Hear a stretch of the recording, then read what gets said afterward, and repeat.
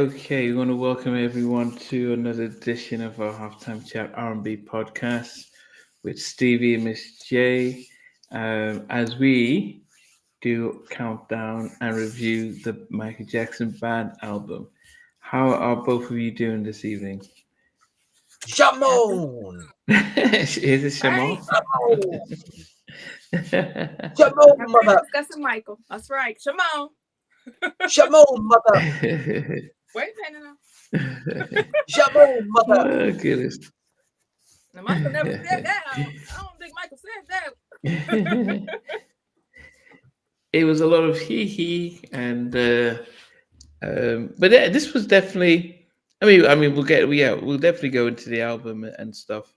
I think I was a lot more Lady Q, MAI, welcome. I was definitely a lot more involved with this album compared to Thriller, because Thriller was, I was a kid, hey Mac, and everyone had it a copy. But this one, I think I was a little bit more invested. I was a little bit older, so I could, appreciate it. Hey, Racer, how you doing, Racer? Doc. Yeah, so I was a lot more involved with this album, and I think Moonwalker was massive, and so. But yes, Stevie, what are your memories of the Bad album? I've got so many memories because I was in September. I turned 13 years of age, and I think I could only afford to buy two big albums that year. One of them was Alexander O'Neal Hearsay, which was 87, and of course this one, Michael Jackson Bad. Michael Jackson around this time, of course, was huge. He was everywhere, on the TV, on the radio. You go in shops, there was caricatures of Michael Jackson. He was like bigger than the president of the United States. He could go to countries that even the president of the United States couldn't even go to. The guy was in North Korea. North Korea wanted him over there. So yeah, I've got a lot of memory. All them weird videos. It was Wacko Jacko. I think he was at his peak. I think he was at his peak at this point.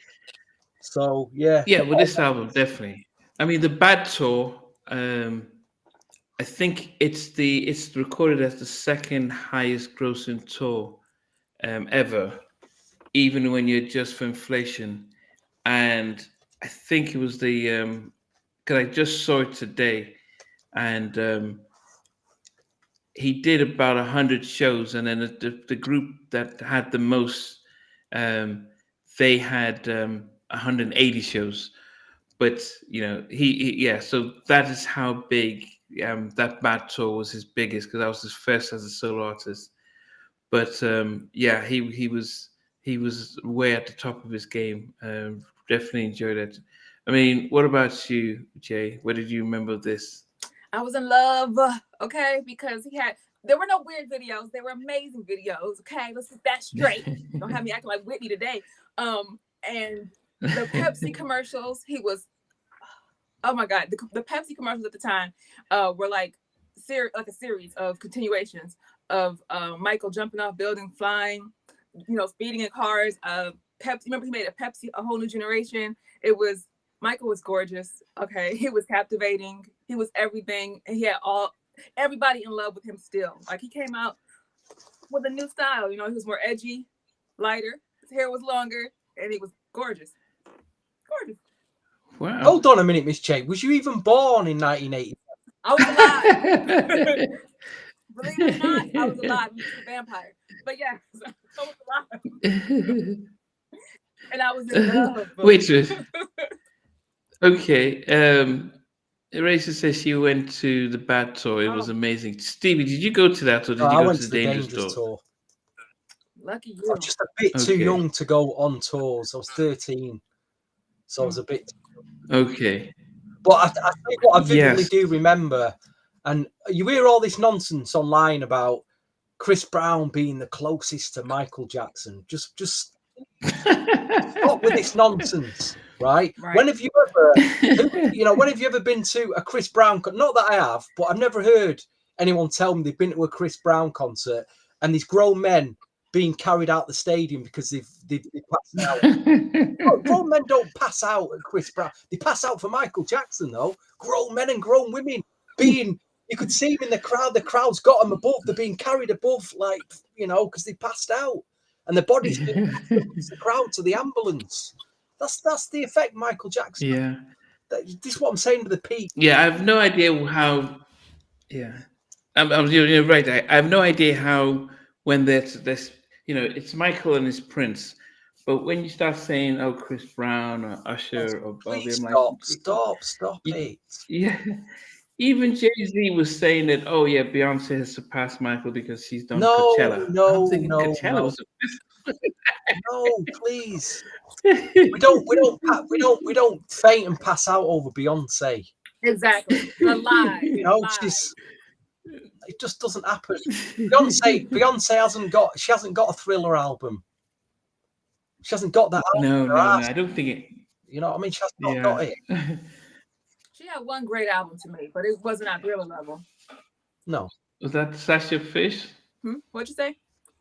Dangerously in Love or I Am Sasha Dangerously Fish? in Love to me was her best album. And listen, this album, this album after Thriller, this is supposed to be a failure. This failure was 37 million in sales. That's a Michael Jackson failure. A failure at 37 million people went out and bought it.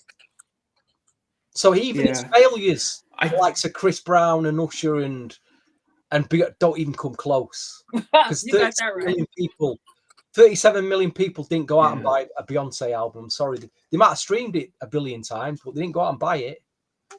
That's the difference we're talking about. I was there. You was there, Namdi. I'm not. You know, Miss J was probably still in her nappies then, but you know. No. I think, as I said, for me, I mean, when he, I think the videos were, you know, he went from just doing music videos to doing these short little movies, and as I mentioned, the Bad Tour. I mean, he really just showed a different side of him. I wish. I mean, I wish I had a chance to go to see him. I'll tell you what, though. Now, the biggest shock was this, though, because he'd fully transformed by then. This was the transformation. I mean, yeah, he did look great there, but he changed from controversially from a black guy to a white guy. How did he do it? How was that possible? No. That's what I'm saying. He's got the leather jacket on. He's got the big hair. He's the big. I think he reached his peak in his looks at the Bad. Thriller. I wish he had stayed like as he was when he did Thriller. I could just about get away with how he looked with the Bad stuff. I think when he got to Dangerous and stuff, it became a little bit different. But but I think. Just the look and the feel of this album, and almost like an anti-album compared to Thriller, like, okay, no more Mr. Nice Guy kind of thing. It's just a very different look and stuff. Do you remember also? Welcome everyone, Timmy Lee, DJ. Do you remember on the TV before the Bad single, the first single, Bad, before it fully dropped, they were teasing us. Do you remember them teasers? Like, you get clips of the Bad video, then the making of. And then you could feel it was coming. It was the anticipation was huge at the time. Yeah, but he had Martin Scorsese, who had done Taxi Driver, to direct the video, with a young Wesley Snipes in it, and I think if you it's different now. I mean, if you look back at the video, this kid, and that's just the inspirational part of what Michael was doing. He was saying, look, he came from the hood, but he was still going to college, and he still wanted to keep on a good path despite the influences.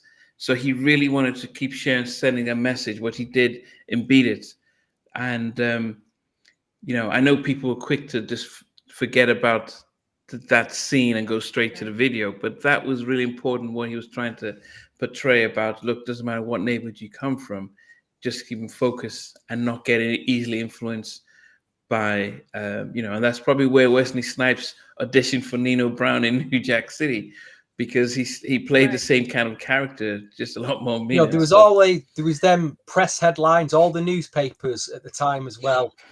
Remember, that's a true story too.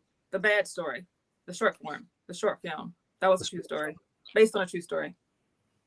But all the newspapers at the time were like Michael Jackson sleeping in some spaceship oxygen chamber or something to make so he can live longer. Do you remember that?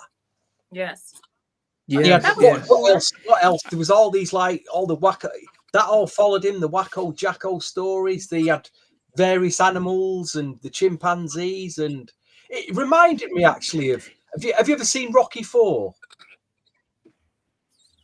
Remember, yes. Rocky IV, is that when he's made it? Rocky IV's made it. He's made his millions. He's got all them people around him saying yes, yes, yes, because everybody said yes. Michael Jackson must have been in a world of yes, Michael, yes, Michael, yes, Michael. So he was like Rocky was, and he made his money. He's living in that bubble like Rocky was, and it reminded me of Rocky IV actually. Yeah. So this is like what you're talking about. See this one? This is from September 1987. Wow. And this is when they started calling him whack, like weird. They were trying to give the narrative of him being weird. I didn't fall for it. You cannot, like he always says, you cannot believe the media, the tabloids, because it's junk. They started that mess right here in this article. But I didn't fall for it. Never fell for it. But yeah. The oxygen tank. He was living a lifestyle that was different to everybody else. Really, what he, unfortunately, he couldn't go anywhere, could he? He just couldn't go anywhere. Yeah, but also you have to remember that you've just had the biggest selling album in the world, and then you're also now coming up with a follow-up. It's the pressure of being Michael Jackson, the most famous person on earth. A number of people have just brought up Joseph and Timmy Lee mentioned that Prince was initially asked to do the Wesley Snipes part, and he turned it down because he says, "Man, you're not gonna be singing Your Butt Is Mine and stuff." It would, I think, I think I saw, who was it? I can't remember who it was, but somebody said that. Oh, I think it was Tavis Smiley. He used to do BET. He was one of the main newscast readers. Very good friends of Michael and Prince, but he says the day that Michael died, that Prince was devastated. That and they stayed up. They stayed up all night, and he was just talking about the friendships and just the influence and stuff. And I think there was this pseudo rivalry between the two of them, but there was an amazing amount of respect. Do you think they had each other's for numbers, both of them? Andy? Do you think they had each other's numbers to call? I think I've heard some people who are close to Prince say that they did speak. I've heard people close to Prince saying that they do talk, but they had to have this public persona of Prince normally, because Prince was more the bad guy, so Prince had the persona, but there was deep respect, and I think I've heard them say that they did speak and stuff. So, but it was big because I was a Michael fan, and so I felt that I didn't have to like Prince, and it just felt like you had to pick one or the other kind of thing. Those narratives. Prince actually wrote a duet, wrote a song for Michael and gave it to Michael because of him not doing the duet bad with him. He gave him a song, and I heard it. It wasn't that great. So Michael did turn it down. It was like, "Why wouldn't you love to love me?" or something like that. It's what the song that Prince actually wrote and gave to Michael. Michael declined it, rightfully so. But they were cool. Well, I don't know why would you decline a song from Prince? I mean, on this album, you've got writers from Tina Turner, the people who wrote for Tina Turner. So I don't know why he turned that down. Yeah, but Michael wrote the bulk of this album, except for two songs. I Just Can't Stop Loving You, he didn't write, and Good Friends, he didn't write. No, I'm sorry. Man in the Mirror. Garrett song, Man in the Mirror, and Good Friends. He didn't write those two. Yeah, the Just Good Friend was written by the people who did stuff for Tina Turner. Yes.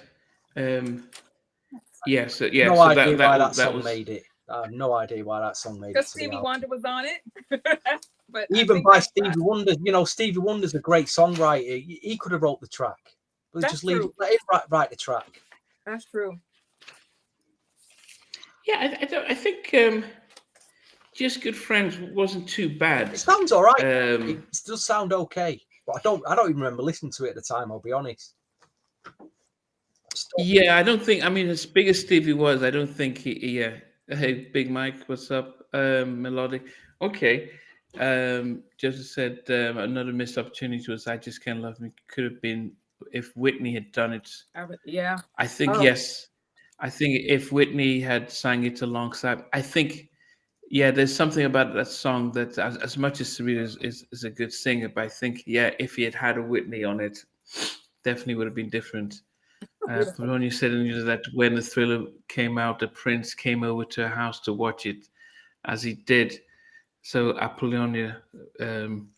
So I, as I said, I do believe that there was an amazing. What did you put, Michael Jackass? See, change your name to Michael Jackass. No, we just noticed that. I just noticed that. You know, yeah. Weird Alkovich. Weird, remember it? Yeah, yeah. He was Weird Al like one of the first trolls. One of the first trolls. He used to troll Michael Jackson with his crazy videos. You know, Weird Alkovich.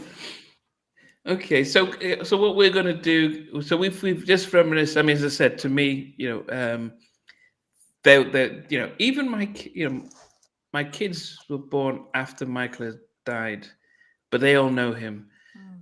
That's that says something. Even my parents. Giraffes or llamas? Yeah, lamb. You had one of them. I'd never seen one of them before. 13. You've seen a pet lamb, yeah. Lambs or whatever. Yeah, well, he had a zoo. He had a zoo. But what people don't recognize is that there's something in America called Make-A-Wish Foundation. So it's like the good version of Jim will fix it. So you have kids who are dying and they have a wish that, you know, before I die, could I, you know, can I go to the zoo or can I go to, you know, fly to the moon or something like that? And they said he had probably one of the highest numbers of requests to visit him in Neverland, and he always made his place available. And I think, you know, his charity contributions and the things he did for others always seems to get overlooked. And you know, and unfortunately, so this is one of the, just before we start, this is one of the reasons why I don't respect award shows, especially music award shows. I think the Oscars are slightly better. This bad album had 5 number ones and 7 songs that were in the top 5. First time in history that an album had 5 number ones and 7 songs in its top 5. In the top 5, he didn't win 1 Grammy. He only won for the video and "Leave Me Alone" for the video. So that's where you could tell it was a stitch up. He should have won for "Man in the Mirror" and "The Way You Make Me Feel." Those were really, you know, really kind of pop rock songs, but they overlooked him and gave, you know, and so this was them saying, "Look, we gave you too much for Thriller. We're not going to give you. We're not going to give you stuff for Bad Album," which I think this is why I don't respect those award shows and stuff like that. So he only won 1 Grammy for this album. It is, and he gave that performance. He gave 2 performances: "The Way You Make Me Feel" and "Man in the Mirror," where he told him to stand up, and he sang with that passion. And I'm sure they were like, "Wow, we should have given this guy that award," because when he did, they're passionate. They got robbed. So another reason why, as I said, I don't respect the music awards, because I think, you know, Rock and Roll Hall of Fame, Grammys and stuff, they're all rigged. Yeah. But anyway, so guys, hopefully there are 11 songs. So even though we normally do our top 10, there has to be a song at number 11, and then we'll go up to number 1. And you know, I wonder, you know, just before we start again, when you think of the 3 albums produced by Quincy Jones. This was Off the Wall, Off the Wall, Thriller, and Bad. Mhm. Do you both have your preference of which would be number 1, 2, and 3 out of those 3 Quincy Jones produced albums? So, Miss J, what would be your favorite, your second favorite, and your third favorite? I don't have a favorite. I love them all. I can't put them in order. A lot of people love Off the Wall more than anything, but I love so many songs on Thriller. Has PYT and Lady of My Life, which is one of my favorites, but Thriller has some of my favorites too. It's hard to say. I can't pick. Can't pick it. Stevie, what would you put? Which ones? How would you put them in order? I was about to make a very controversial statement, but it does tie in with what you're saying actually, and the transformation of Michael Jackson. Had he on this album, was he leaving behind his core black music roots in terms of the production, the sound? It was a very pop rock based album. You could argue there was a lot of pop tracks on Thriller, but there was still something for the soul, funky, the roots of black music. I mean, Off the Wall was a black album to me. Thriller, it's half and half. By Bad, there is a few tracks on here, but in the main, it's one big pop rock singles album for me. This. So had he, this is what I'm talking about the transformation.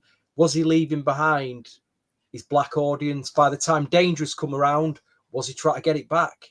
What, because he got Teddy Riley? And I don't know. Something to think about. I could be completely wrong. But I put Thriller number 1. I'd put Bad number 2 for me and Off the Wall number 3. Because I'm not a time to listen to all 3. And what obviously 1979, I was how old was I? 5 years old, so I wouldn't have remembered that. I'd have bought it after.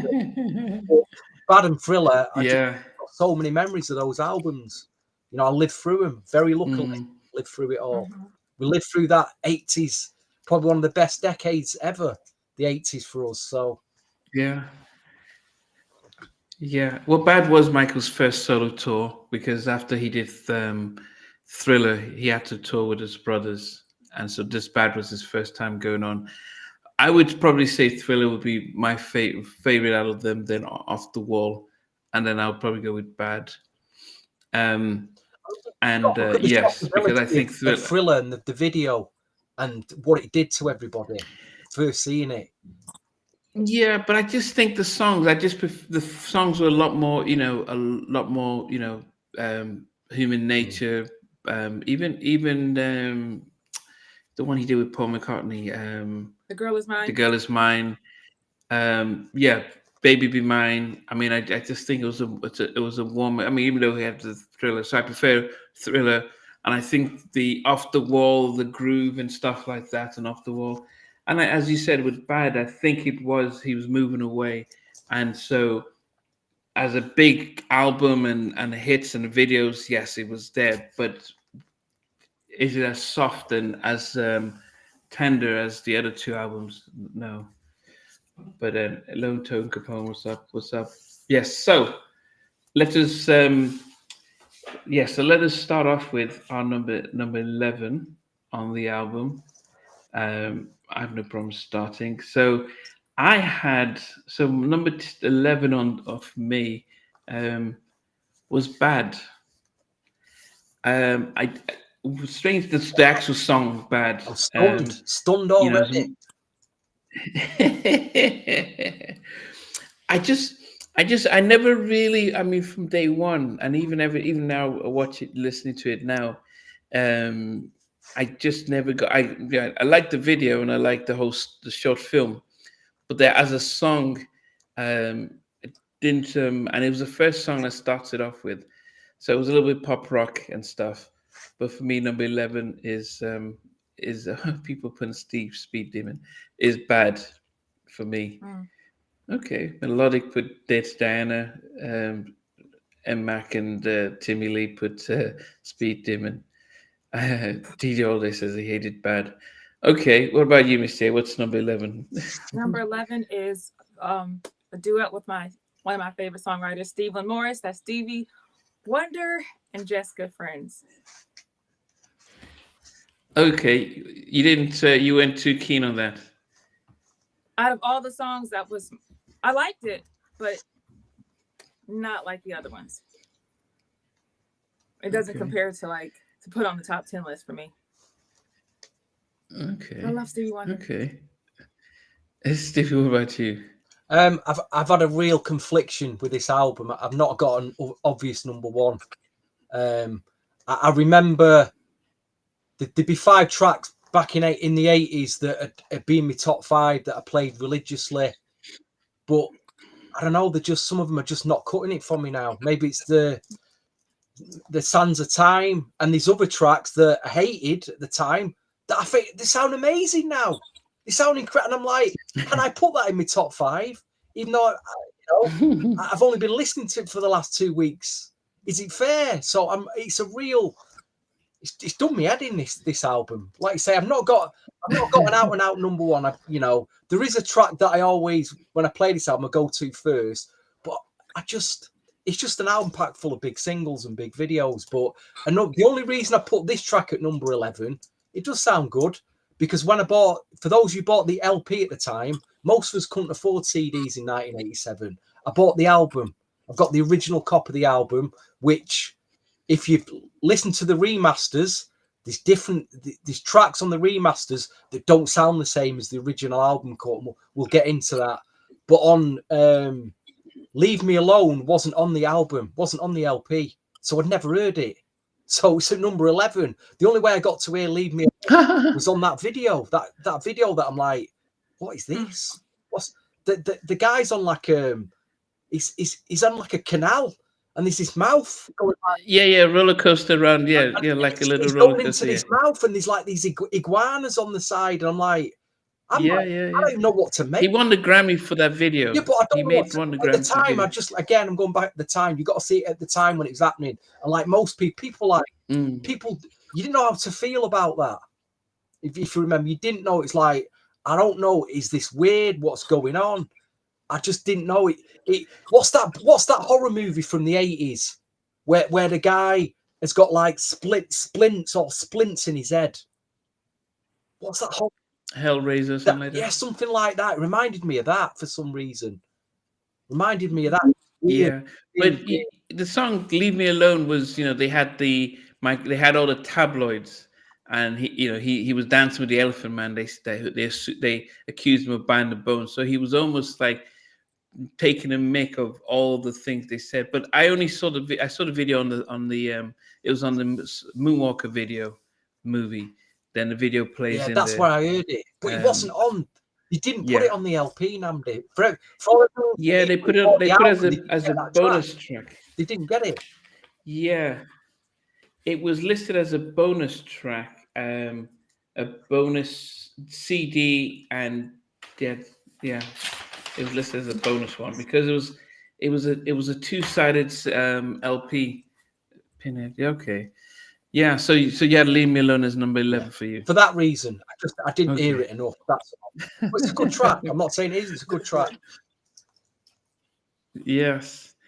For me, for number 10 for me, I almost looked at the wrong list here. For number 10 for me, a song that I think if it was done with Whitney Houston, it would have been a lot different. I think one of the things when I listened to it, it gave me that sense. It gave me the vibes of a musical kind of thing. I Just Can't Stop Loving You, and I even I felt it felt like a mature song, and yeah. So wow, man. I was never big. It was just the one song that. I think if Whitney had sang it with him, it would have been something really unique and interesting.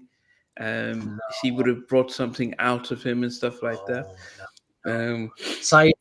So my number 10 is I Just Can't Stop Loving You. What planet? Honestly, again, what planet are you? Simon Garrett. Oh my God, what are you saying? What are you saying? Can you imagine Barbara Streisand? Can you imagine her singing that song? Because he wanted her to sing it too. I think he actually asked her first.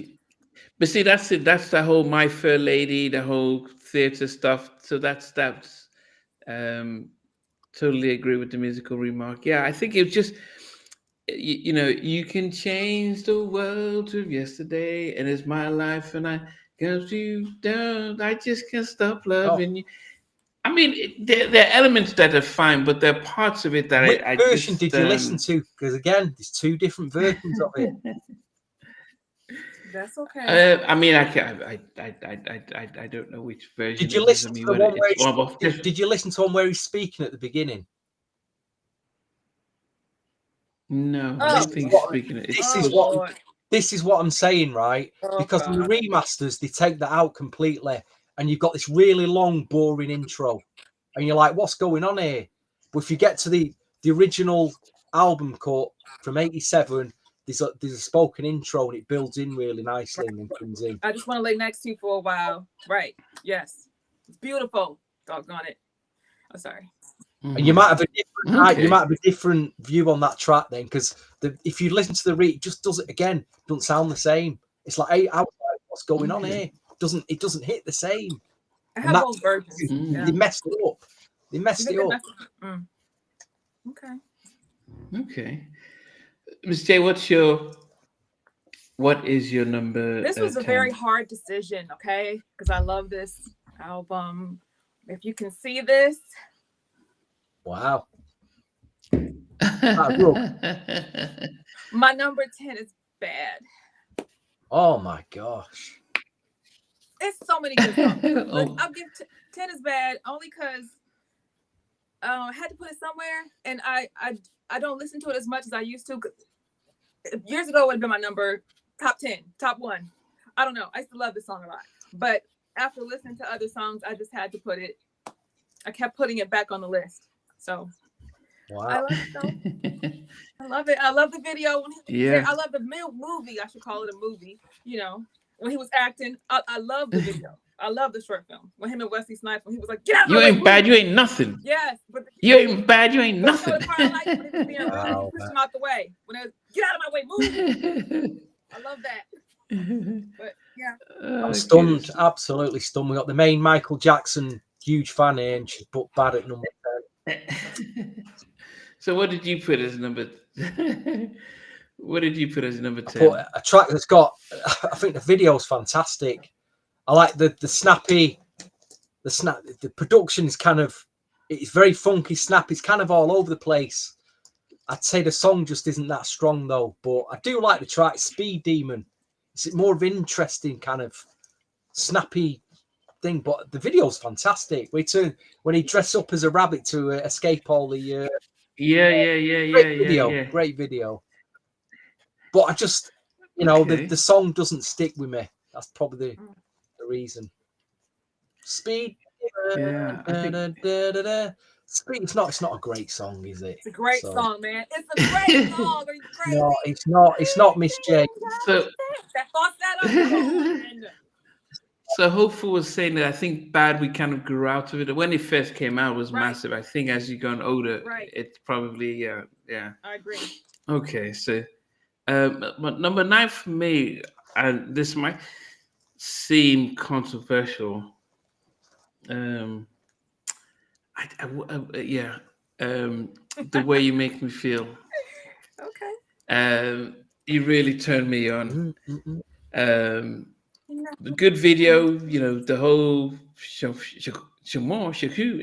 the whole video was really good. But yeah, I think over the years, so think about it, this album came out close to 40 years ago, so it has changed on me, and definitely means that my taste has slightly have changed.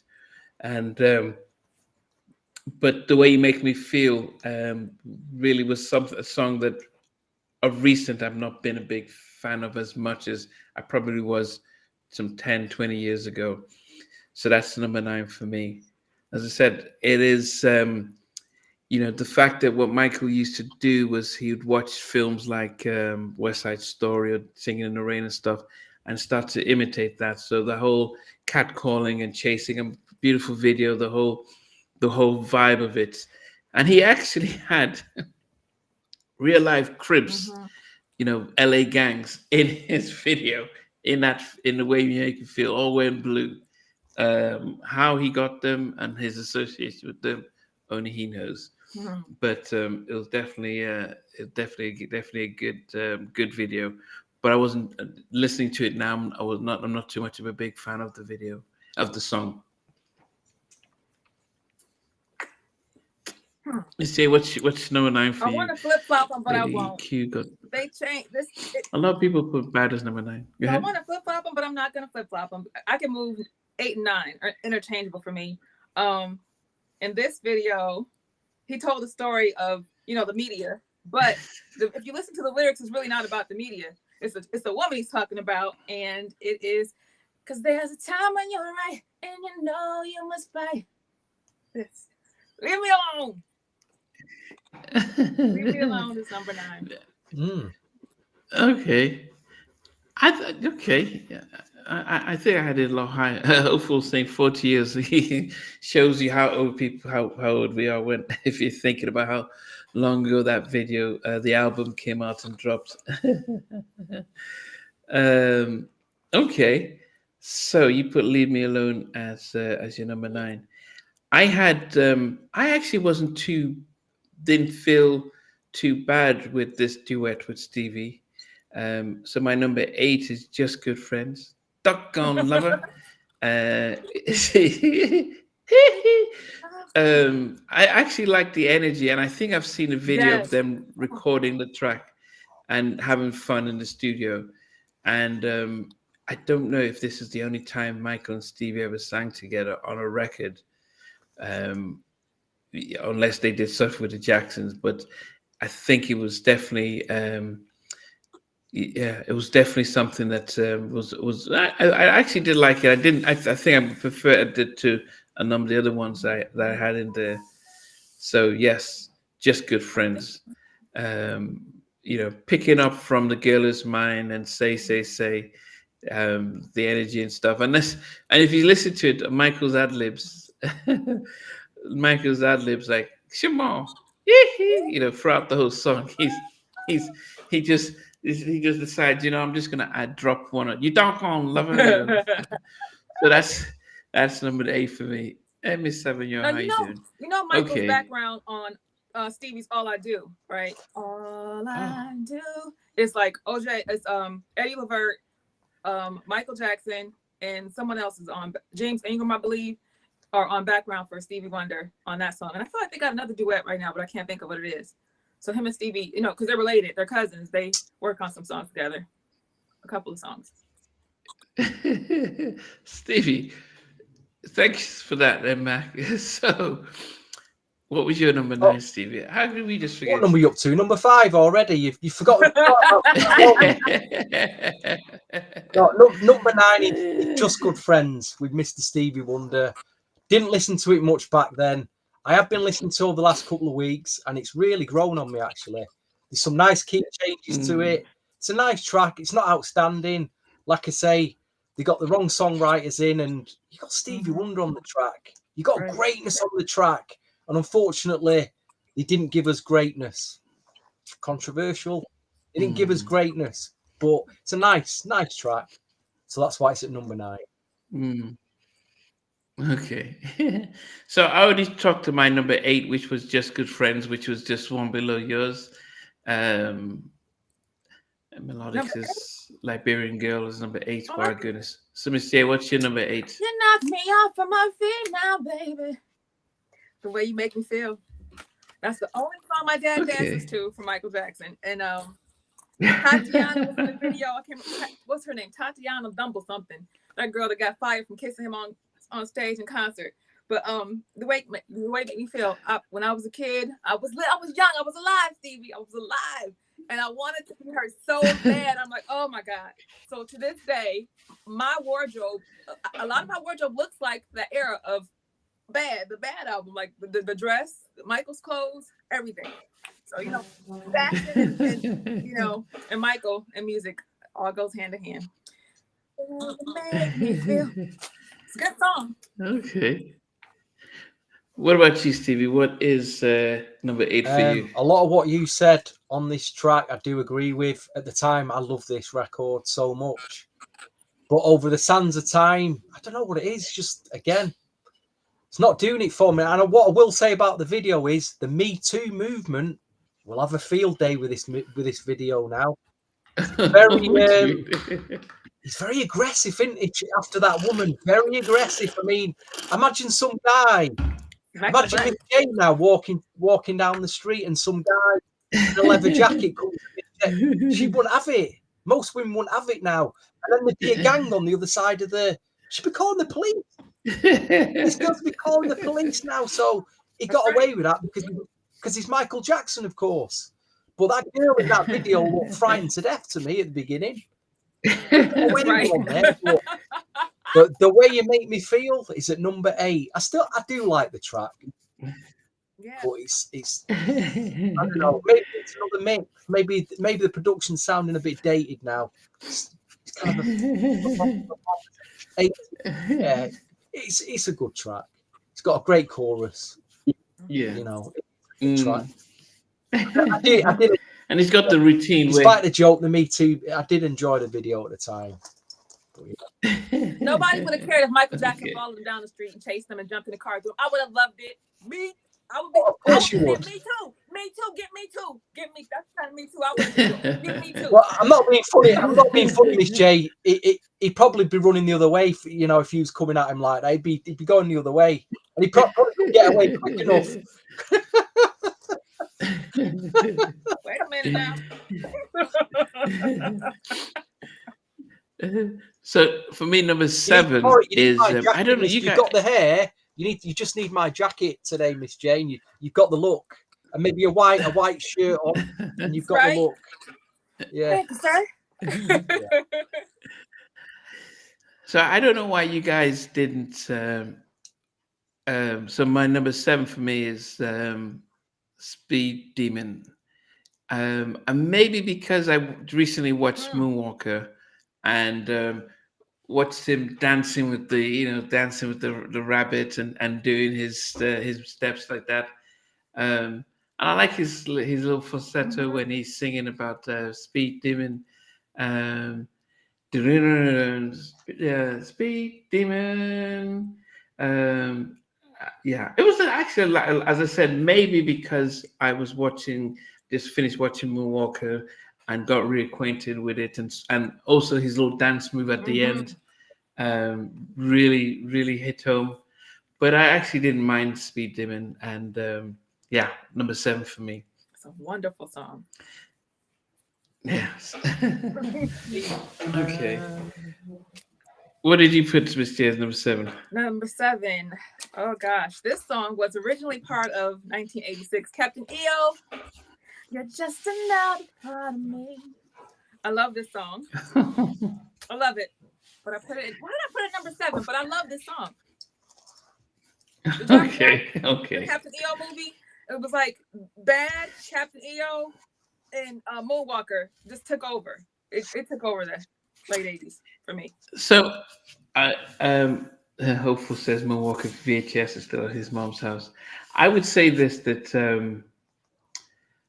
I was so looking forward to seeing Captain EO at Disney. Yeah. And I remember getting to Disney, and this was in, was it 97? Yes, spring break of 97. I went to Orlando, and I was like, okay, I went to and they said, no, we've just taken it down, and we're doing, so I think we did ET or something like that. So disappointed. Wait a minute, what was that? So disappointed. What year was that? It was like 97. Okay, they were a bunch of freaking liars. You know why? Because that was supposed to be there for like 20 years. When that first came out, it was supposed to be there for 20 years before the public was even supposed to see it anywhere else. So they did that for, you know why, because of the scandal. Oh yes, so after this, yeah. So I saw it. I never got to see it at Disney, so I was really disappointed with that. But I did get to see Mickey Mouse that for the first time, beaming face to face. So, yes, Stevie, what is your number 7? Well, the record label still to this day likes to make its money out of this album. There's been many cash-ins. You can get this special edition, yes, with the black cover looking very nice, with some bonus unreleased stuff on like Fly Away, Oh, Streetwalkers on here. I Just Can't Stop Loving You. Then if you even more crazy fans like me and Miss J, you probably got this as well, this box set. The Bad 20. Did you get this box set, Miss J? let me see. I can't see it. Let me see it. The Bad 25 box set. No, I don't have that one. Oh my! You You know did why? not get.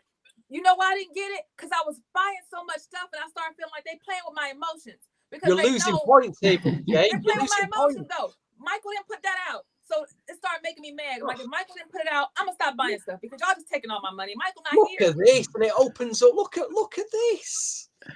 Hey, you get this. You know, Let me see. Do it again. you're getting 3 CDs. You're getting a DVD. It's got the Wembley DVD concert in it. But I have all that. I have all of that. Look at this, and it opens up here. You know, look at this here. You get all this with it, and oh, it's a collector's dream. It is. There's 3 of them. Posters. Yeah. Anyway, my number 7. Oh gosh, could be my first yellow card on the show this evening. Back to the 80s. Some of you who were old enough to remember Band-Aid back in about 84. When what was he called? That guy at the Boomtown. I forgot his name. Is that the Boomtown Rats? I forgot his name. His name's yeah, I can. Yeah. gone. But he gets all the pop stars of the 80s in the UK together, gets Wembley Stadium and puts band, does the It's Christmas, and then you got the Band-Aid, and then obviously there was the American version with Michael and Lionel and all the rest of them. So I think by 87, I think Michael's carrying on that tradition. Bob Geldof, yeah. So this was like, this song was probably Michael Jackson's Bob Geldof moment. If this was 1987, this would be number 1 now. This would be my number 1 song because it's just one of them songs that has you in tears. And for that reason, I only play it so often because it really stirs me up. It probably is the best. Lyrically, it's probably the best song on the album. It's really saying something. Production-wise, now this is why it's got number 7 for me. It's a bit dated now. It's really like, I'm like, oh, this is really, really. Glenn Ballard is part of it as well. He was part of all that yacht rock back in the early 80s, yacht rock stuff. So, but just because I just feel it's sounding so dated, but it's a great track. It's Man in the Mirrors at number 7. Like I say, these songs back then that were my favourites, like that are not hitting now, but there's others that I hated that are sounding great. Like I say, I had a real nightmare with this album. Sorry, Man in the Mirrors at number 7, but I love the track. I do love it. Don't get me wrong. It's a great song. Okay. Yeah, I mean, I guess when I get to mine, I'll talk more of that. Yeah. Number 6 was I can almost subliminally hear him say, "Dirty Diana Ross, Dirty Diana Ross, Dirty Diana Ross." Like, what? I mean, she must have done him dirty, that he just was like, man, I'm gonna write a song about you, man. He must have really been upset about something, because you don't write a song called Dirty Diana, and the only famous Diana we knew at the time was Diana Ross. So that must have been a personal attack out of something. Wow. But it was, I think it was one of his first times that we started to see him go down this pop rock side. Well, no, he didn't beat it. Yeah, I don't know. Yeah, it just felt sort of the bad boy of rock and roll and stuff. Why this didn't win a Grammy for this track, only God knows. I know why. But yes, Dirty Diana is number 6 for me. As I said, I wish we had asked him. So, what did Diana Ross do to you that you really don't know? wrote a song? Let me tell you about that. Let me not tell you about Diana Ross. Let me wash my mouth. But Diana Ross, I'm going to say this. Everybody know that she has had a reputation what's his name? Smokey Robinson said he was with her. Quincy Jones, no, what's his name? Barry Gordy was with her. He got a child by her. Yeah. She had a child by Barry Gordy. First of all, Smokey Robinson's his best friend. She slept with both of them. His other best friend, which was his attorney, she slept with him and married him, had a child, Tracee Ellis Ross and Chutney Ross.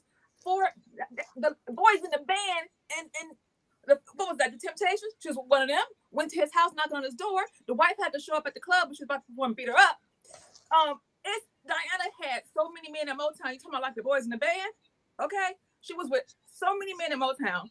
Rumor has it she was engaged to Michael Jackson twice. He gave her an engagement ring. His mama said, "You're not marrying that woman. That does not look right."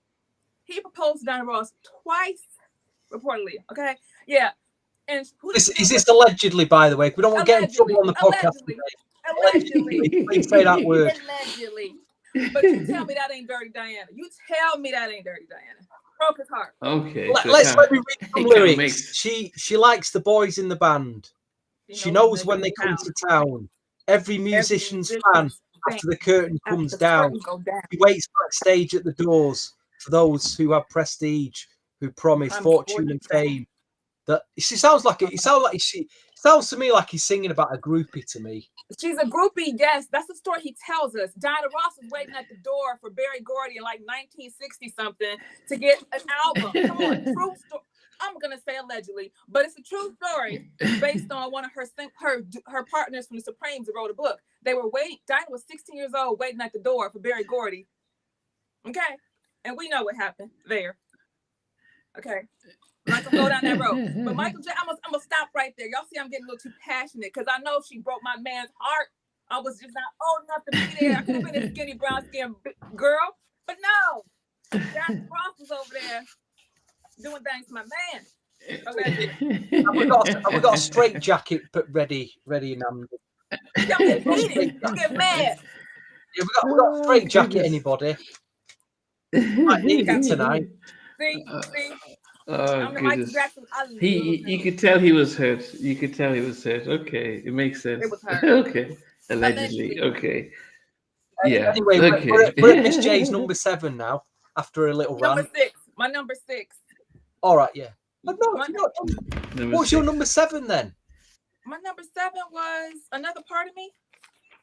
All right, yeah. And my number 6 was inspired by Michael getting a traffic ticket on the way to the recording studio. It is the one y'all already named, and I love the song Speed Demon. Headed for the border, because it's on my mind. That song is amazing. I love it. I love the video. Yes. It's a fun song, right? I love it. I like to drive and listen to that song too, especially when I'm on the freeway, because I become a speed demon. Great song. Oh, goodness. Yeah, okay. It was interesting that Diana Ross wanted Michael Jackson when she was in the audience to perform Dirty Diana, and he was saying he didn't want to perform it out of respect.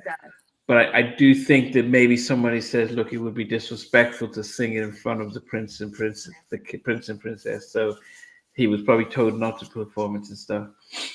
But yes, okay. So you've got Speed Demon. Definitely love the song with the rabbit. Love the video. Love the little dance, like passing on to him and stuff. What's the rabbit's name? What's the rabbit's name, guys? Was it Spike. Mr. or my friend Spike? Spike? Yeah. Okay, Spike. He was there. Yeah. No. He does his signature sort of on his heels, and he says that's not allowed to do here. Yeah. Anyway, Stevie, what's number 6 for you? I don't know if I should have put Man in the Mirror at number 6, but I swapped. My initial draft of this chart, Man in the Mirror, was, I think he was at number 4, and it's ended up all the way back at number 7. And this track has moved from number 8 to number 6. This is what I'm saying, man. I just don't. It's hard. It's so hard. Smooth Criminal's number 6. I don't know. I still don't know about that. On a good day, I'm really into it. Most of the times, I'm not bothered about it. I don't know why.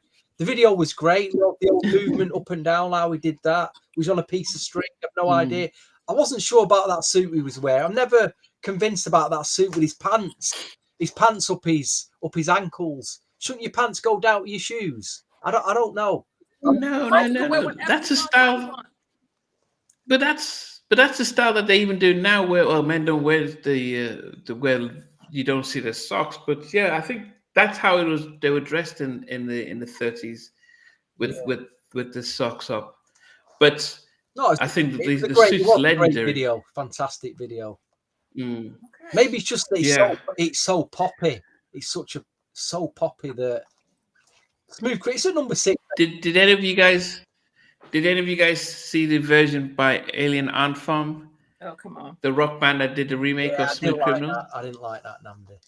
No, I actually did. And he actually I saw an interview with the guys, and they said that he listened. He said he liked what they did, and gave them his approval.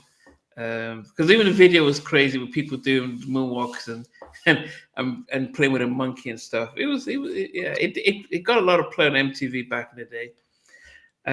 My number 5 is Smooth Criminal, and it's strange because I couldn't understand what he was saying. I knew you were gonna say that. But I think the whole video, the whole vibe of it. He even had a video game. He had a moonwalk. He had a video game where he when he dances, he shoots the bad guys and stuff like that. So he had a Smooth Criminal video game and stuff. I think it's hard to separate the music video and the song because the video visually was just so amazing and stuff like that. So yes, Smooth Criminal. You've been struck by. You've been hit by a Smooth Criminal. Yeah, some of those lyrics are pretty iconic, aren't they? They are pretty. Some of them lyrics are iconic. They've kind of lasted like 4 decades. So yeah. I mean, for anyone who does first aid training, the doll that they use is called an Annie. Yes, right. And he was writing Annie, are you okay? He's referring to the doll at the back of an ambulance, and he got the name when he was. I think he said he was in the ambulance. I think he said when he got his scalp burnt, and they told him, and he just kept that in mind. Mr. Venner said I had the moonwalking video game. It was awful, even for back then. Okay. But the Smooth Criminal video is just iconic. Yeah. Okay. So Smooth Criminals for me was I just can't remember now. Smooth Criminal number 5. Miss J, what's your number 5? Number 5, the heartbeat and the intro of the song is his heartbeat, his beautiful heartbeat. And the wink of the eye. Play that the He throws the penny and it goes into the jukebox. The foot goes up. The song starts. The video's amazing. He invented that lean that he did in the video. He invented a shoe to do that in 1993. He had a patent on that, and it is Smooth Criminal. Y'all see, look at that. That's so cute. He invented the leaning bit. Y'all know that? Smooth Criminal. We agree on number 5. Boom, boom. We got number 5. We're all kind of I don't know if anyone did. It's a mid album song, then, isn't it? In mid chart, Smooth Criminal. Yeah. Great video. Great video. And even last night, the Brooklyn says he saw him at Wembley. Go ahead. Just to know that he invented that, to me, that something to make him lean like that, that's just genius. He was a genius. He's an inventor. He's a writer. He's everything, y'all. Everything. So Michael had the record for, I think he had 6 or 7 sold out shows at Wembley. And, Wembley's, the largest stadium here in the UK. And to sell it out for 6 nights is remarkable.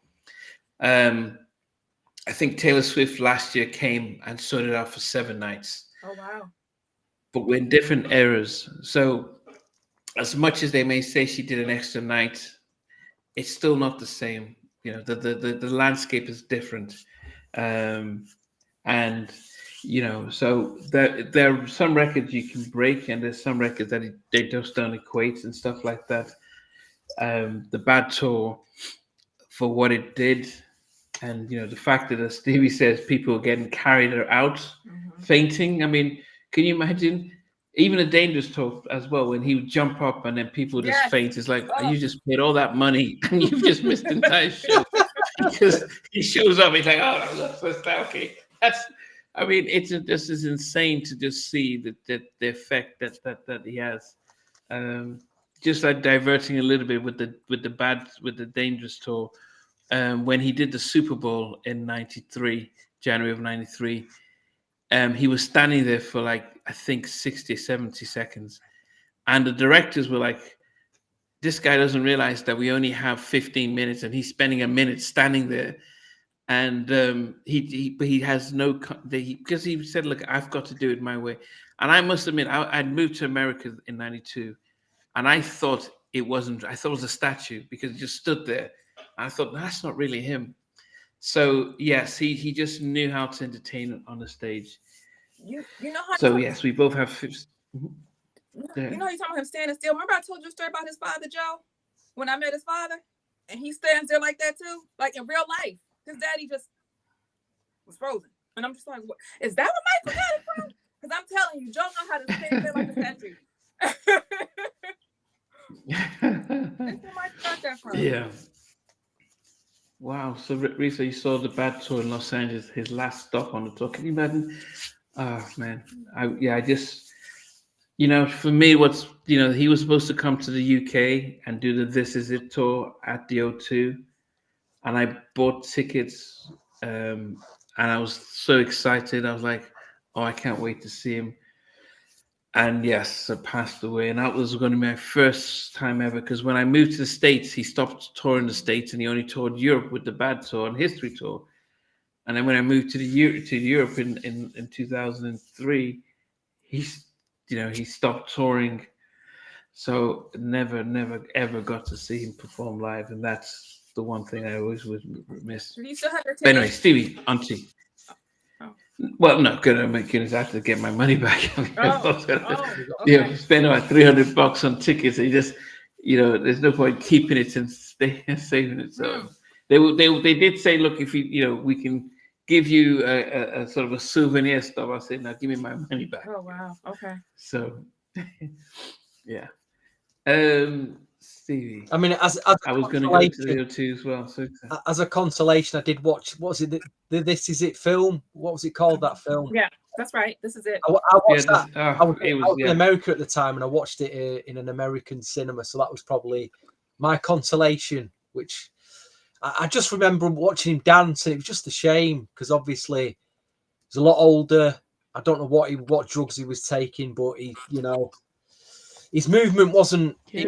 Movement wasn't obviously what it was like during the Bad era. During the Bad era, he was at his peak. His movement during this era was incredible. His dancing, he was at his peak. He was younger than you when he passed away. You remember that? Realize that he was younger than you. No, he was 49. Yes, he was younger than you. Michael Jackson was older than me. No, he's younger than how you are now. He wasn't 50 yet. He hadn't reached 50 yet. He wasn't yet 50. Really? So you could think that he was still. I mean, just think. Yeah. He was 49. Was he born? No. He was younger than how you are now when he passed away. So how you just turned 50. So he was younger than the 50 when he passed. So just imagine. Yeah, and when you see the This Is It tour, he wasn't putting a lot into it. But I think one of the challenges that they had was it was for the catalog, the Beatles catalog. They did everything that was how he died and they sold the catalog. That was what they wanted, and he was never going to sell it while he was still alive. It is just, that's just the challenges of, when you get that powerful, yeah. So anyway, I don't want to start yet. We want to celebrate. So please, Stevie, what was your number 5? I had Bad at number 5. Oh wow, that high up. I love the production. I like the Hammond organ the organ that's played through it. Dum dum dum da da bum bum ba da da dun. I love that bass line. So I remember the single coming out and the build up to it. So for me, I still enjoy listening to it now. I still enjoy that record. So it had to be my top 5. So it's at number 5. And I'm very happy to be there. I'm very disappointed that you didn't rate it that highly, pair of you. Very disappointed. Oh, well. That's the beauty of this podcast. Yeah.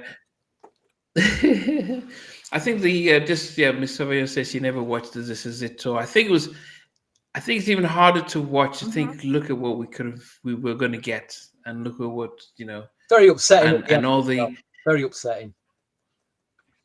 Yeah, and all the everyone who got signed up and the dancers and everyone, thinking that this was their moment and stuff. But anyway, number 4 for me, actually, really, this was his first of those songs around. On the Dangerous album, he had "Why You Wanna Trip on Me," which was, and then he's had Privacy and he's had all these. But this was the first one, and I still think this was the best of all the Stop Picking on Me kind of song. Leave Me Alone. Don't stop talking me about it. It has that type of soul but pop rock and mixed into it. It's the choice that we make. It's a little bit of the Beatles type of harmony there.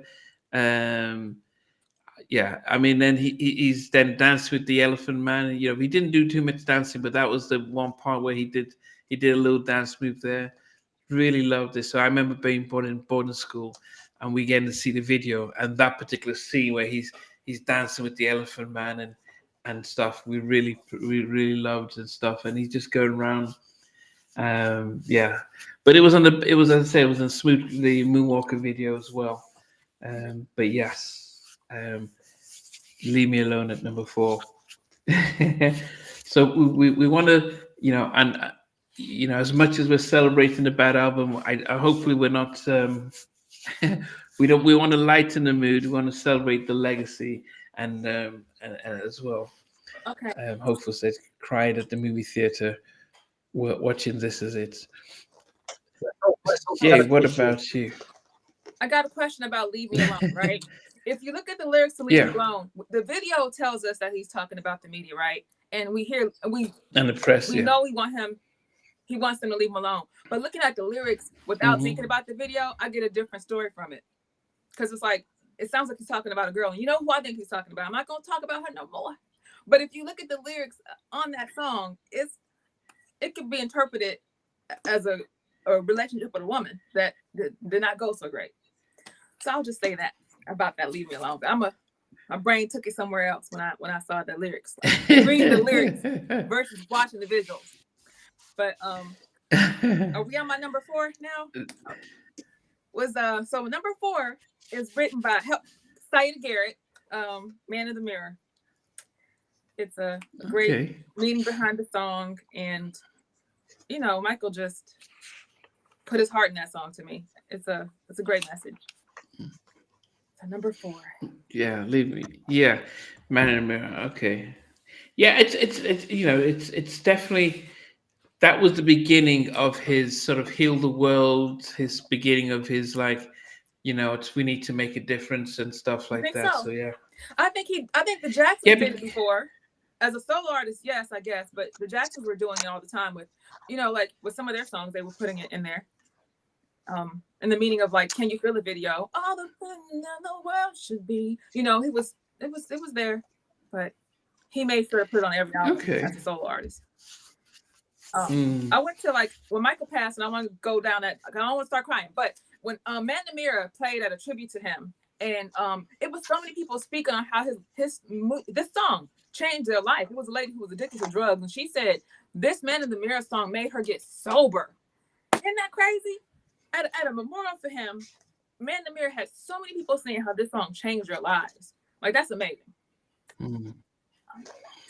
Yeah, I mean, I think it's one of those songs where you're thinking about. There's no escaping. Look at yourself. you can make the change. And so it was definitely, and when he did it live at the Grammys, it was just really powerful with the choir.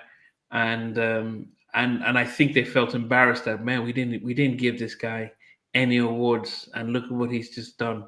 They did that on purpose. So yeah, I think they did that on purpose to bruise his ego. Yeah, of course. Because Michael's amazing. That performance was better than, I don't care if he wore that little blue shirt, his make, the way he make me feel outfit.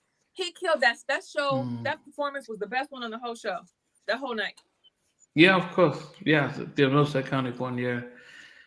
Stevie, what about you? What's number 4 for you? I can't believe I've got someone that Miss J hasn't. Look at that. Okay, wait.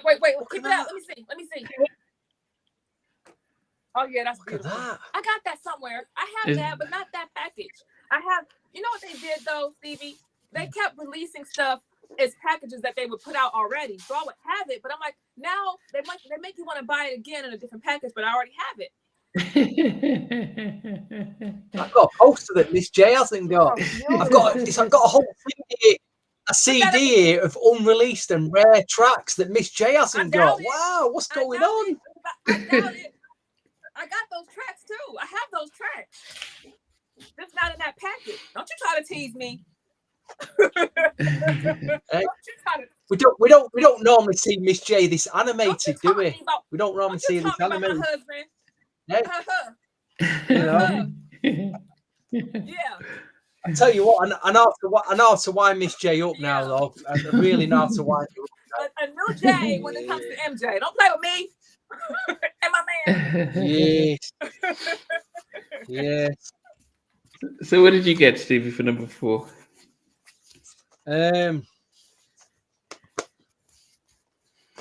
Number 4. I was going to say something about Miss J then, but I won't. Right, we'll carry on. Number 4. The original LP version is very different to the remaster. And Namdi's been listening to the remaster, but it's got to be the original LP version with the spoken intro. Saida Garrett singing on this. I've got no problems with that. If any of you have heard Saida Garrett's one and only song, was it one and only? I think she only released one album, but there's a track on there called "The Groove of Midnight," which is amazing, and I'm so happy that MJ got her in to duet on this track. But it floors me, this track. I Just Can't Stop Loving You is at number 4. I just can't stop loving you. So she did the duet. She did the duet with Dennis Edwards for Formerly of Temptations. Right. Yeah. Don't Look Any Further. Yeah. Okay. And what I was saying earlier about, was there any track-wise on this album that appealed to the black crowd, the black music community? I'd say this is one of the tracks that does, that hark back to them Thriller, Off the Wall days. This track is leaning towards that, I feel. But again, that's just my opinion. You might disagree with that. Put it in the comments. That's what we're here for. Okay, let me tell you something about that. Michael's he made 60 songs for this album. He recorded 30. So they had to, they had to make a decision on what that, of course they cut a lot of songs because they did not put 30 on here. So I think that it was probably because of cutting stuff is why it came out to be what it was. I don't think he was intentionally trying to do what you're saying he was doing, but they would put on songs, and if certain people danced, and if you didn't dance, that's what made the cut. So there was was there a video to this? I can't remember the bit. Was there a video? No. But I think it was the concerts. They'd show the concert footage of them singing together. Yeah. So we're up to the top 3. We're up to the top 3, and for me, number 3 was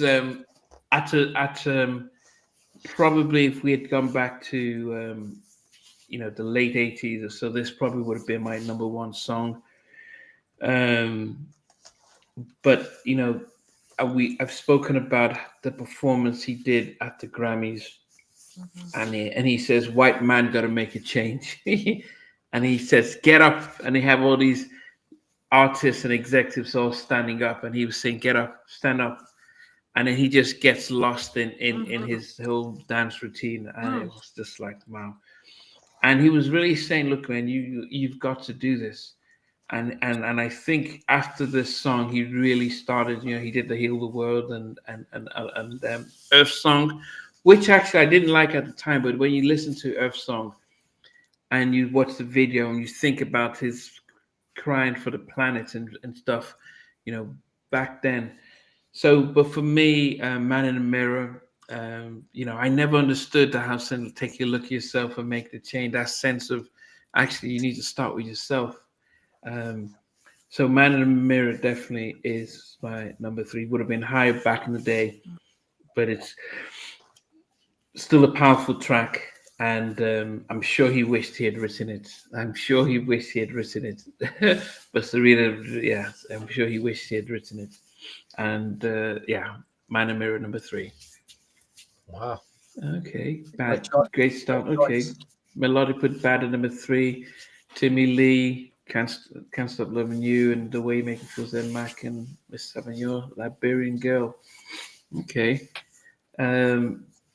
Miss J, what's your number 3? Timmy Lee, I agree.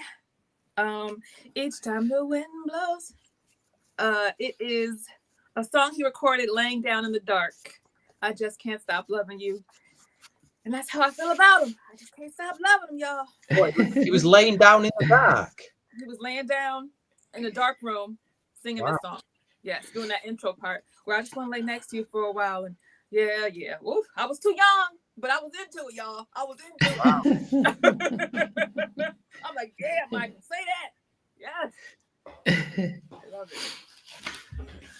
Okay, so you're saying the remastered version of it, they took that off? The beginning. They took it all off. I don't like that. And it goes on forever. It's like the longest. Like, why is it taking so long to start? Right. What was the point of them doing that? I don't understand why they did that. Okay. Yeah, I need to try and track that down. All right. Stevie, what's number 3 for you? For those of you who went through the 80s, you couldn't avoid the biggest musical genre. Again, it's debatable, but for me, it wasn't hip hop in the 80s. It was rock. It was heavy metal. Heavy metal and rock dominated the 80s. You had a lot of white men with ridiculous haircuts, spandex pants, jumping about the stage, singing ridiculous. I'm telling you, singing songs like "Bring Your Daughter to the Slaughter." To the slaughter. Yeah. Bring your daughter to the slaughter. Did you not? This was the world's biggest genre in the 80s, heavy metal. And it's white guys were wild. Was it Iron Maiden or I'm not a rock fan. Yeah, Iron Maiden. Iron Maiden. And I'll be honest, I hated it. I hated heavy metal. I hated rock. I just hated rock. Anything with a big screeching guitar in it, wild haircut, bounding. I'm like, just no. So for that reason, this track, when I first heard it, I hated it. And I'm like, no, I can't listen to this track. I cannot do this track. And so throughout the 80s, 90s, I never listened to it until recently. I watched the video. and I watched the video, and I'm listening to the production in my head sonically, and I'm like, oh my God, how have I not enjoyed this track for like 30 years? This track it's incredible. It's just like, oh my gosh, it's like an awakening. It's just like, I don't know what jaw or whatever, but seeing him on stage in that video, it doesn't get any better. It doesn't get any better than this. Even listen to the way he sings the verses, the energy he's singing the verses. I think vocally this is the best.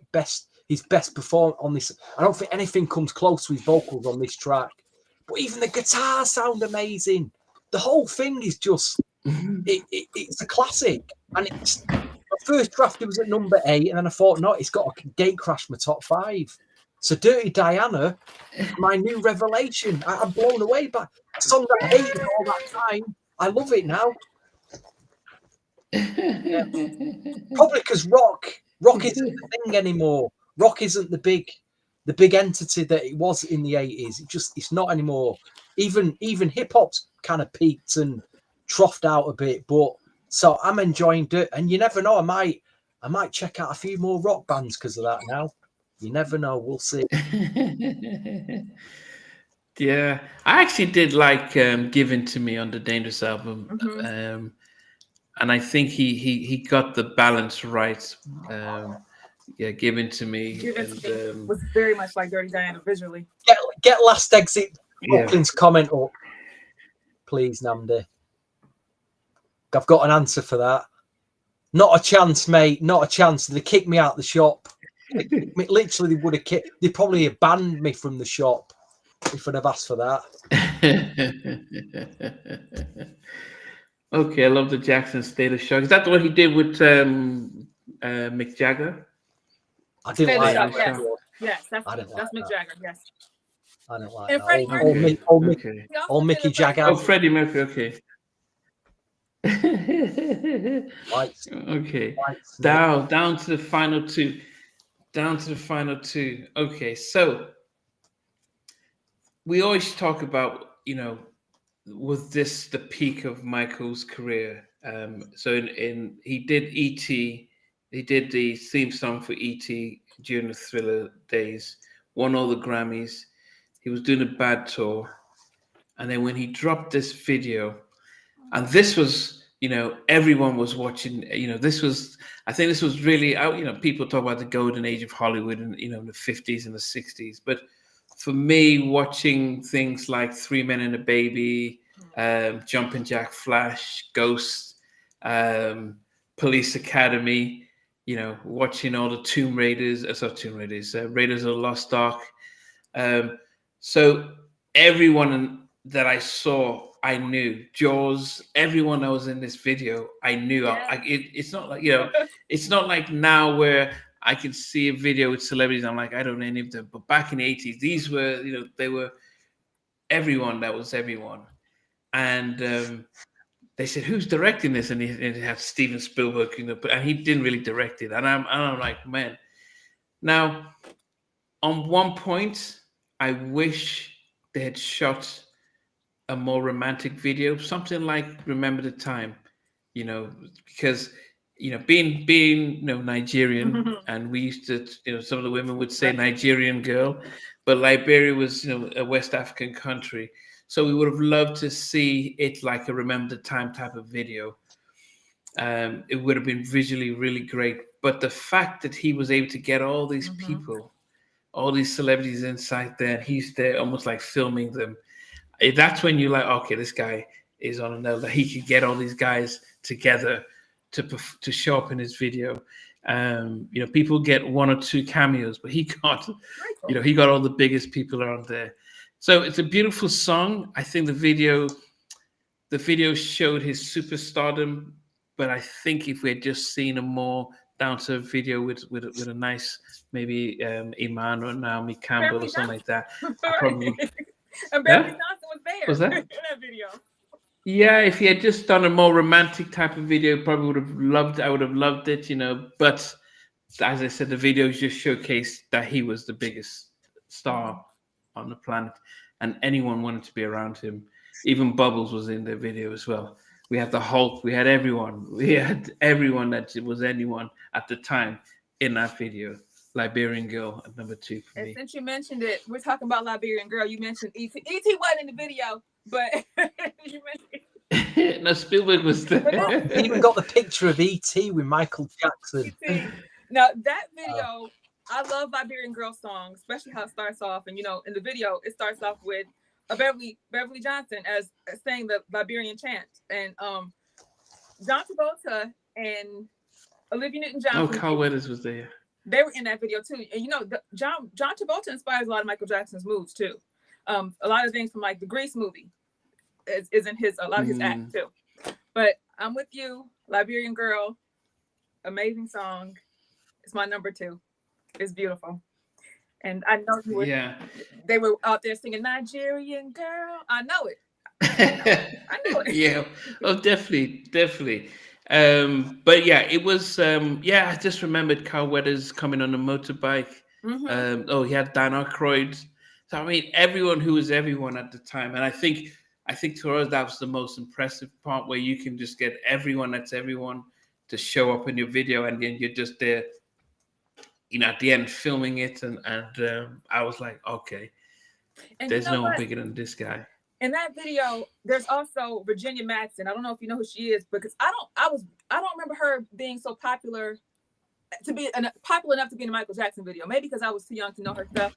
But Virginia Madsen was in Liberian Girl. Her brother is the villain, the opposite in Rock My World. So the sister was in Liberian Girl, and her brother was in Rock My World video. I don't know if anybody ever noticed that, but I'm always watching Michael, so I know. But Okay. I'm not sure. I'm not sure what she would have done, but yeah, he just had everyone. Was Theo there as well? Yeah, he did have Theo from the Cosby Show. Malcolm. Jasmine Guy. He had everyone. Jasmine Guy. Yes. Yeah, I know, Michael. He wanted me to be here specifically. Oh, Jasmine Guy. You said that? Yeah, he called me specifically to be here. Oh goodness, yeah. So this was definitely Liberian Girl number 2 for me, and so number 2 for you, Stevie. What's number 2 for you? Continue on about that video, which for me it was a shocking video. Absolutely. What do you mean shocking? The Liberian Girl was just pour. Give me the syrup, please. Pour on the syrup. So syrupy. So it's so full of, so cheesy. The video. They got all them people, all them big famous people, and that was it. Oh, where's Michael? Oh, there he is. There's Michael. I'm like, oh my gosh, terrible video. One of the worst. It's probably one of his worst videos ever. But anyway, let's get back to the track. Let's get back to the Liberian Girl. Now, the track itself. Why didn't he come up with a decent video for this track? Because if you go back to Thriller and you got Human Nature, this is like a follow-on in terms of production and feel, because you got the same people on it. Look, you got Steve Picario on it, David Pyach on it, who the Toto people. So that bass line was so unique. It was the most unique sounding track on the album. Production-wise, it has stood the test of time. It sounds fresh now. The amount of people that sampled, Jermaine Dupri sampled it, didn't he, with MC Light and Escape. Keep, yeah. It's what a bass line that is. But the video's terrible. The song, brilliant. This is the thing with this album. I'm looking. The video was terrible. The song itself, what I'm looking for on this album was a production that stands up today and a song that stands up today, all in one. And I'm struggling. You're getting, on some tracks, you're getting a great song, but the production doesn't stand up, or you'll get a great production where it flip. But I think with this track, this is one of the few tracks that has stood the test of time. And I have met a Liberian Girl, like only one, but I have met a Liberian Girl, so I can say I've met a Liberian. There you go. So number 2 for me, Liberian Girl, great track. Okay. Terrible video. We all agree it's a Trinity. We all agree. Yes, it is a Trinity. Whoa. Yeah, David Copperfield was in the video. I think, as I mentioned, it would have been beautiful if he had done it a romantic video, but I think for the level of superstar, and he probably was promoting his tour. Somebody mentioned this was a Quincy Jones type of video where it's like, look, Michael, you need to cash on your celebrity and get all these people in there. It was like a bad episode of the Cosby Show, wasn't it? It was like a bad episode of the Cosby Show. That video. Not necessarily. I think at the time it was impressive to see all these big stars in one place. Watch it now and how it's so. Yeah, but even now it's like it looks terrible. Now it's like, and as I said, even now, because I watched all those shows and films and stuff, and to see them, it's like, oh my goodness, look, he's got this person, he's got Whoopi, he's got all these people, and these were big 80s stars, and so to see them in there, that just shows how high. His head get any bigger after that video? Could his head get any bigger? Oh, Michael! No, sir! Michael! No, sir! Could my head get any bigger? Not necessarily. Oh, Michael! Not necessarily. It's No, cut that out. Cut it out. Michael was Don't fine. worry, everybody. I'm here. I'm here, everybody. I'm here. That's the imitation of Mickey Mouse, not Michael Jackson, sir. Okay. Yeah. Yeah, see, Stephen, there was never a bad episode of The Cosby Show. Anyway, I'm just going to go through my number 11 down to my number 1. So, number 11, I had Bad. Number 10, I had I Can't Just Stop Loving You. Number 9, I had The Way You Make Me Feel. Number 8, I have Just Good Friends. Number 7 was Speed Demon. Number 6 was Dirty Diana. Number 5 is Smooth Criminal. Number 4 is Leave Me Alone.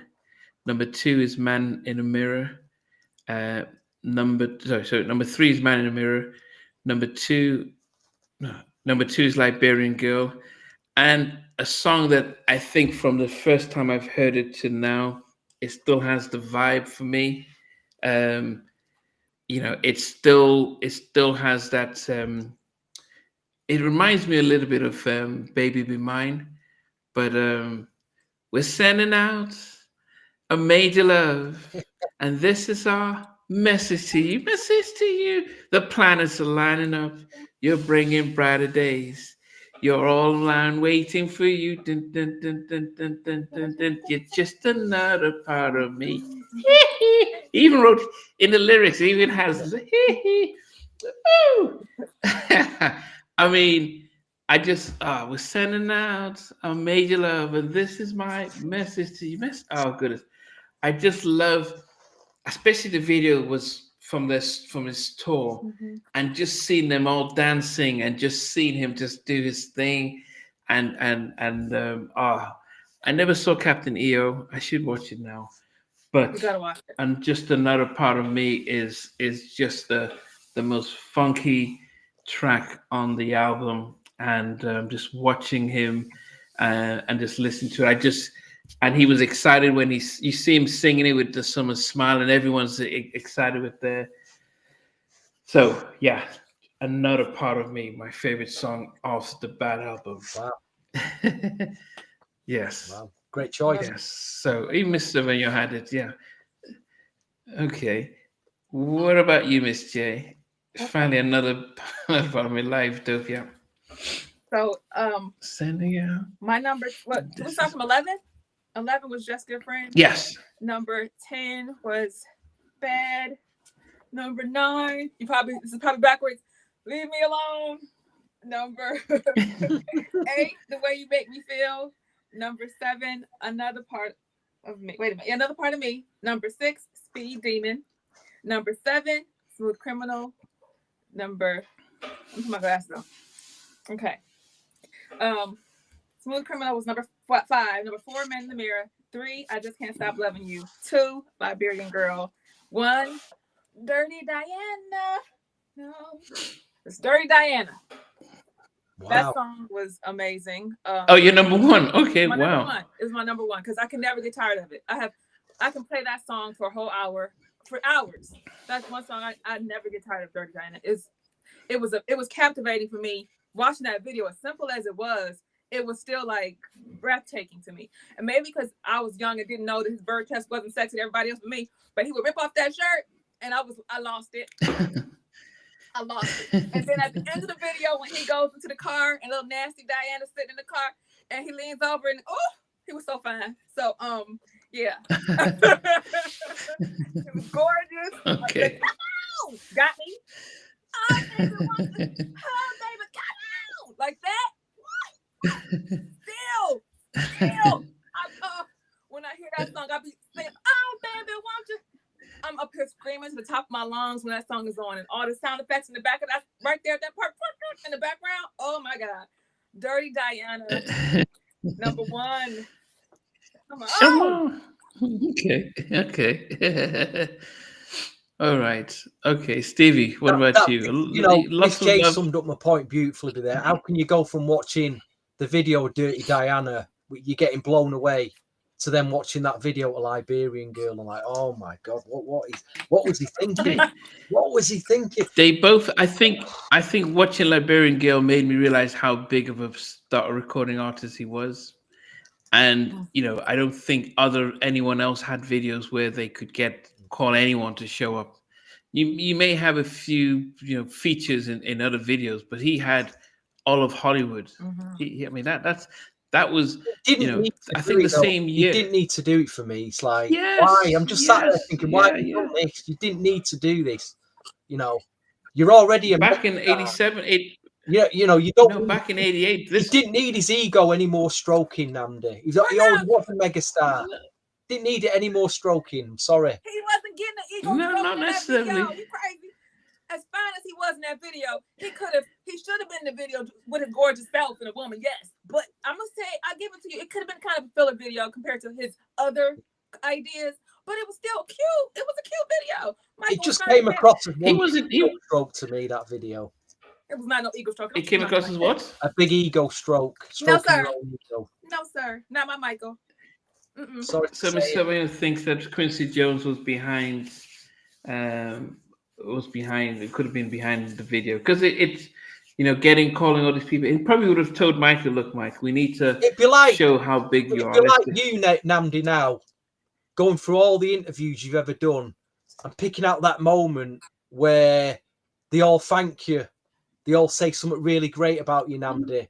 And you put in a 20-minute video up going, thanks to me, from Karen White, from this to that, and just completely stroking your own ego. That's what it'd be like. That'd be the equivalent, Namdi. But anyway, let's get to my 11. See, put it like that, you understand now what I'm saying, right? Number 11. Stevie, Michael said, "Leave him alone. Leave him alone. Leave him alone."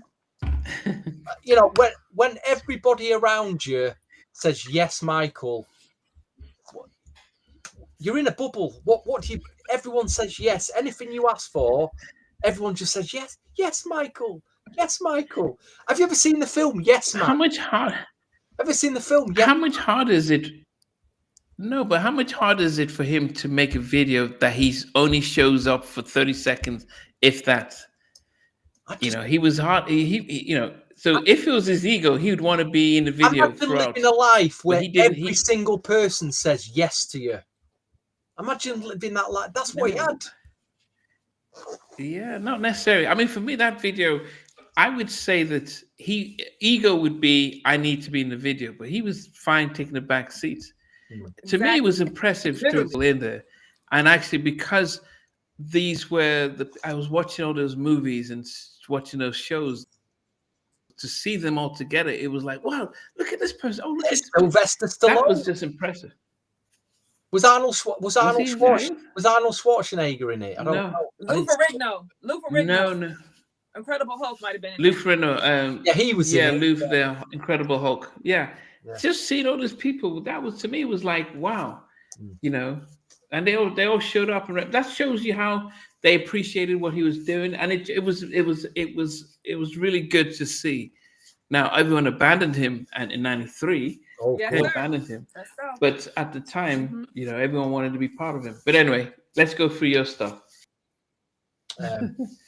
Leave Me Alone at number 11. Speed Demon Witch. Probably I should have put that higher because it is a good track. That maybe the song just didn't hit me as hard, but it is. I've underrated that. Number 10, Speed Demon. It's very funky. Number 9, Just Good Friends, which is sounding good to me now. It does sound good to me. Where You Make Me Feel, which I loved at the time, but doesn't sound, just not hitting me as much now. Man in the Mirror at number 7. Smooth, which is it is a classic. It's a classic. Number 6, Smooth Criminal. Number 5, Bad. Number 4, I Just Can't Stop Loving You.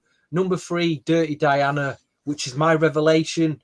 I'm so happy that Miss J's put it in number 1 because I'm just like, I am literally blown away by that track now. Number 2, Liberian Girl. And number 1, again, I didn't have a definitive number 1.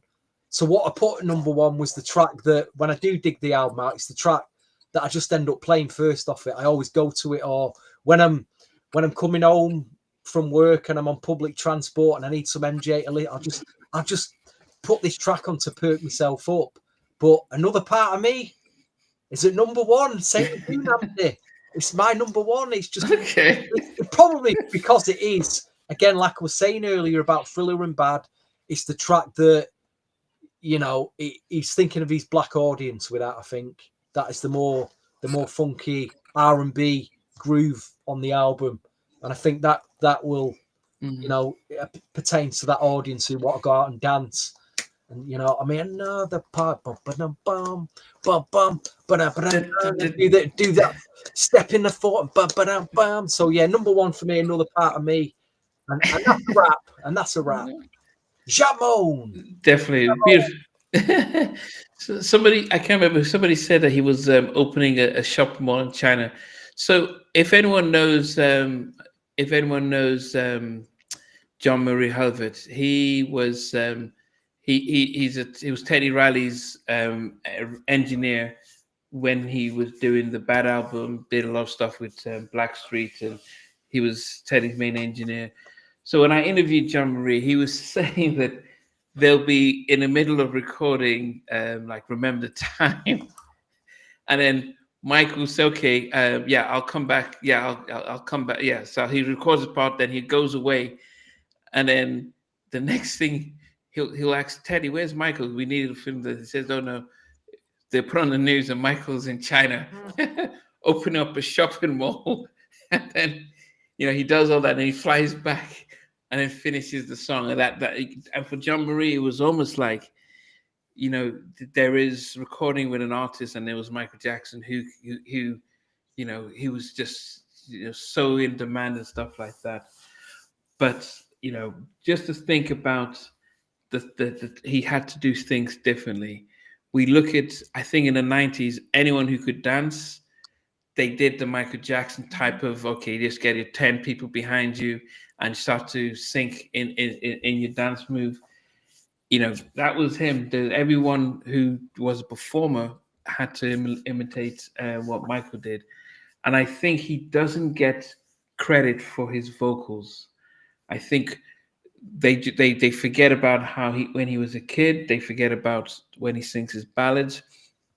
And sometimes the pop and the big persona overshadows the fact that he was really, really, really definitely a good singer, and gets overlooked on that. But as I mentioned, this was definitely a 37.5 million copies. First album to have 5 number ones, 7 in the top 10. It was a landmark album and had the second biggest grossing tour in history, the Bad album. So, did you enjoy this? Was this a hard one for you, Stevie? Yeah, try to put which track where. I changed it about 3 times. I still don't know if I'm happy with it or not, but it is what it is. But it's, and I've just got so many great memories of it, so many great memories of the album. Strangely, it didn't have there was no like horror type track, like there was on Blood on the Dance Floor, Dangers. There's no like where you could dress up as, be a horror character. There's nothing like that on the album. So we'd left that behind as well, interestingly. Yeah. But maybe he just wanted to give it a rest, but he came back to it later on. Miss J, what did you feel about this album just before we wrap up? My man's a genius. He's genius. He's amazing. He's the best to ever do it. That's how I feel about it. I love the album. It's a lot of songs are classics, and I just think it's amazing. Okay. So, all right, guys. 2 pieces of information. Well, next week we've got Bobby Brown's King of Stage. That's a hard one to regret. So, join us for that. It's going to be hard. On Sunday we've got the New Jack Swing podcast, and people are asking what is the rules. So, albums released from January 97 all the way to December of 92. Each of us can only pick 1 song per artist. So, case in point, if somebody wants to pick Don't Be Cruel album, you could only pick 1 song. So you can either pick Don't Be Cruel or Prerogative, but you can't pick the Bobby album. If you want to do, so albums released, not only album tracks, no remixes, album tracks from 97 to 92, December 92. and it is so you pick 5 from each. So 5 from Teddy Riley, 5 from Jimmy and Terry, 5 from LA and Babyface. You get the 5 from them, and then you need to rank them from 15 down to 5 to 1. So yes, it is. It's going to be a challenge. It's definitely going to be a challenge, but that is tomorrow. So Stevie, VJ, and Andrew,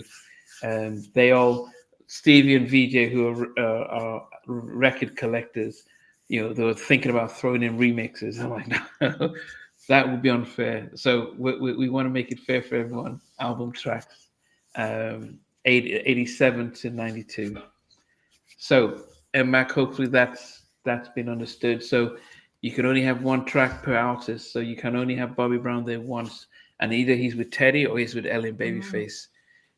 But you can't have him with Babyface and can't have him with Teddy. Yes. Next week we said it is King of Stage. It's difficult, but it's not. It's not. It sounds difficult, but it's not. When I really looked at it, when I got it down, it wasn't that difficult. Yeah, I think the rules are written down. If you look at the post for the video, you could see it there. I think rules. Picking the 5 for each wasn't difficult. I think putting them in a top 15 is difficult. That's the difficult part. Yeah. So yes, so that's definitely going to be it. So that is tomorrow. And then, as I mentioned, King of Stage is next. How long do we wait before we do the filler album? Should we hold it off a bit? Because once we've done the filler album, that's it. We peaked with Michael Jackson then. I think the next would be the Janet album. Do we do the Janet album? Which one? Which Janet album? It's called Janet. The one the Virgin one, the one that had If. Yeah, we could do that. And That's the Way Love Goes. Okay. Because that was one of the I remember buying that album and really being excited about that. Yes, so that would be our next Jackson. Yeah, but then we need to do one of the Jackson ones like Victory and stuff. But anyway, it'll be the Janet album next. Okay, Velvet Rope. That's another good one. I must admit that after the Janet album, I don't know. I think Design of the Decade was probably the last one. So what did she do after Velvet Rope? Tell you what's a really good album, very underrated. Jermaine Jackson's album On the Face. That's got some great stuff on it, I never heard that. Which one did he do? I Don't Think Men Should Sleep Alone. No, that was No, Don't Take It Personal. That's Ray Parker. No, Don't Take It Personal. Oh, that was 87, wasn't it? That wasn't a very good album. It's got some nice tracks on it, but the LaFace album's really good, man. You'd like that. It's got Babyface on it. It's a good album, that. Loads of good new Jack on it. Yeah, I only remember that Don't Take It Personal. That was... Do you like Jermaine Jackson, Miss J? Or... No, she doesn't. Anybody against my man.